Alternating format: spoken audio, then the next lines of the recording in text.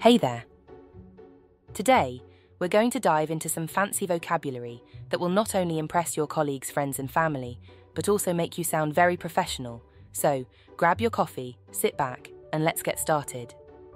Fantastic. So, let's dive right in. What are some commonly used legal terms that students should be familiar with? Well, Alex, there are several key terms that every law student should know.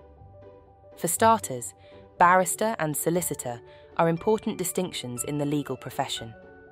A barrister represents clients in court, while a solicitor provides legal advice and handles matters outside of court.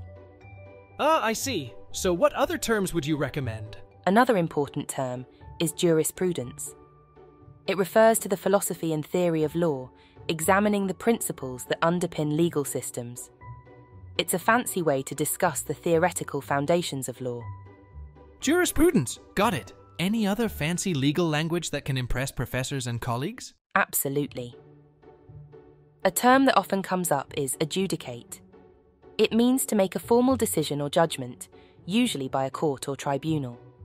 So, when you're discussing a court case or decision, using the term adjudicate shows a higher level of sophistication. Fascinating.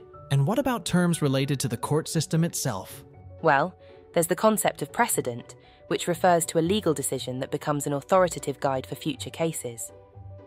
If you mention precedent in your arguments or analysis, you'll sound like a seasoned legal pro. Precedent. That's a word I've heard before. Any other legal jargon students should familiarize themselves with? Definitely. Let's talk about remedy. In legal terms, a remedy is a way to resolve a dispute or compensate for a wrongdoing. It could involve specific performance, damages, or an injunction. Knowing how to discuss the different remedies available in a case can really elevate your legal analysis. That sounds impressive indeed. Now, any tips on how students can practice using these sophisticated legal terms? Absolutely. Reading legal articles, court judgments, and textbooks is a great way to expose yourself to these terms.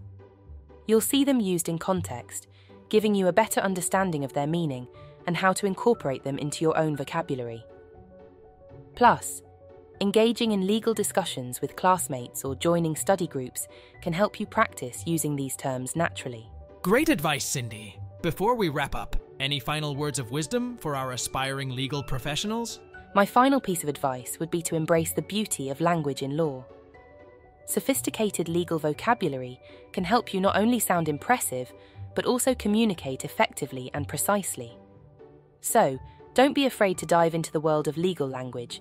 It's a powerful tool in your journey to becoming a successful lawyer.